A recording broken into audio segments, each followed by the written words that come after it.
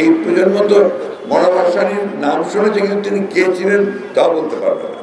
এই ধরনের নেতা আজকে বিরল। তিনি যেখানে বাস করতেন, আপনারা কখনো সেখানে যান, সন্তোষে সেই কুড়ে ঘরে একটা সাধারণ চৌকি বলি আমরা, সেই চৌকির মধ্যে, কাঠের চৌকির মধ্যে তিনি বিশ্রাম নিতেন, শুয়ে থাকতেন। মাদুরের উপরে তার সামনে সব তার নেতা কর্মীরা বসত। এই লোকটিকে আমরা সঠিকভাবে এই জাতি, এই দেশ আমরা মূল্যায়ন করতে পারিনি।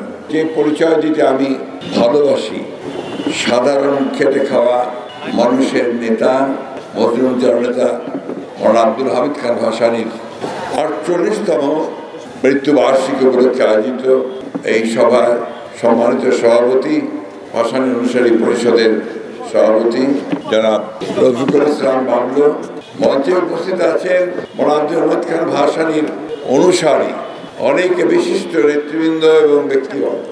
সকলের নাম বলতে গেলে অনেক সময় লাগবে। প্রিয় ভাই ও বোনেরা, আসসালামু আলাইকুম।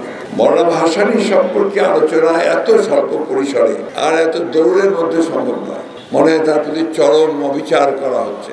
আমি এই জন্য অনুরোধ জানাবো, যারা আয়োজক তারা এই ধরনের ঢালাও সভা অনুষ্ঠান আয়োজন না করে অর্থবহ কিছু আলোচনা করলে জাতি উপকৃত হবে, সবাই উপকৃত হবে।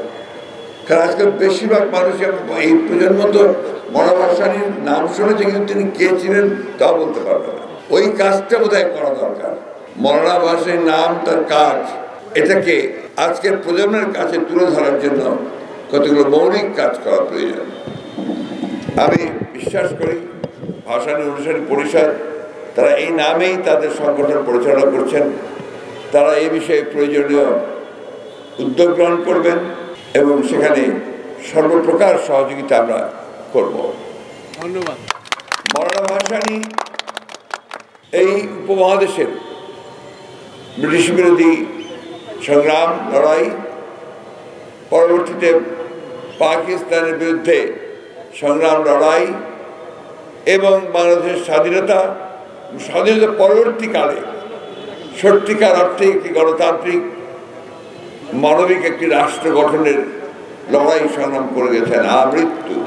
মওলানা ভাসানী ছিলেন সম্ভবত এই মধ্যে সেই জন্য একমাত্র নেতা যিনি কখনো সংগ্রামে জয়ী হয়ে বিদ্রোহী কখনো ক্ষমতায় যাননি।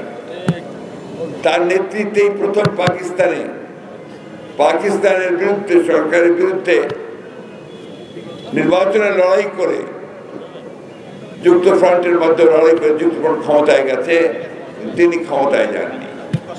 একইভাবে সার্বক্ষণিকভাবে তিনি কিন্তু সেই কাজটি করেছেন।